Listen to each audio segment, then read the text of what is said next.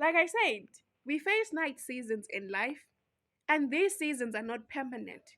These seasons are not, yes, they are not permanent, they are temporary. And these seasons sometimes do not define us, but they help prepare us for the better future that God has entrusted us with. You can be in a dark season for a while, but it does not last forever. And scripture guarantees that it is not forever. Morning may endure for the night, but joy comes in the morning. Psalms 30, verse 5. And I need to share is that your situation is not your end. That fear is not your end. That leg is not your end. Heartbreak is not your end, but God is. So, fear, heartbreak, leg, and limitations, these are the things that we call night. Seasons that are temporary. And these seasons, I said, do not define us, but they help make us, they help prune us, they help prepare us.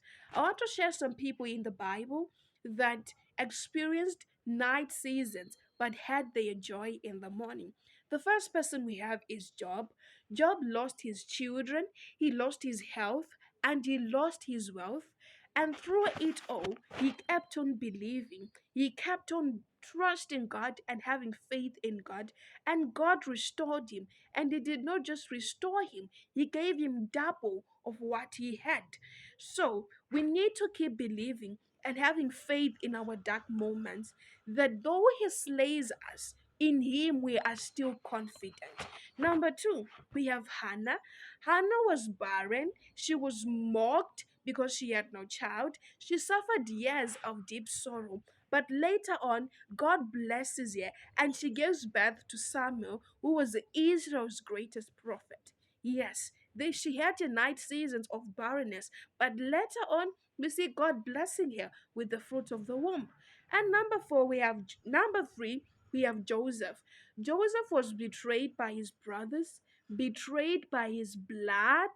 Yes, by his own flesh and blood. He was sold into slavery. He was falsely accused, and it did not end there. He was imprisoned.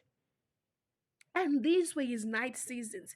But God raised him to be a governor for Egypt. Sometimes the night is preparing us for a greater purpose or a work. Sometimes it is a work on our character. Though you'll be small today, you will definitely be greater tomorrow. You will emerge big in the near future. Why am I saying this? Scripture tells us that the glory of the latter house shall be greater than the former. So you need to know that where you are right now does not define your future. If you put the work that is required to have a better future, surely you will have a latter that is better than your former, a latter that is greater than your current and your former.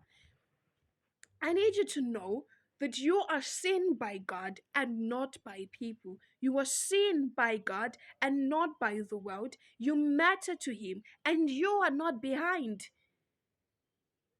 You are not behind. You are being made. You are being pruned. You are being prepared. Do not be pressured.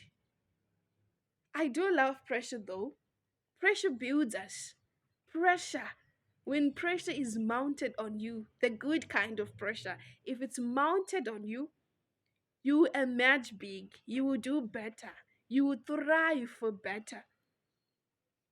I've seen people being pressured into awakening love, sorry. I've seen people being pressured into awakening love, but the Bible tells us that we should not awaken love until it is time. So if you get pressured, the bad kind of pressure, into doing things, you might sabotage your future. Yeah, you might sabotage your future.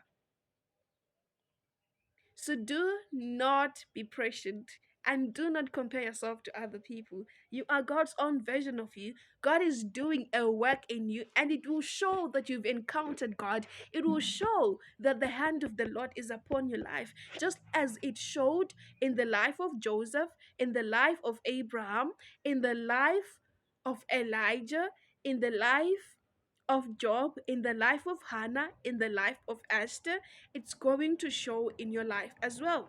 Shalom.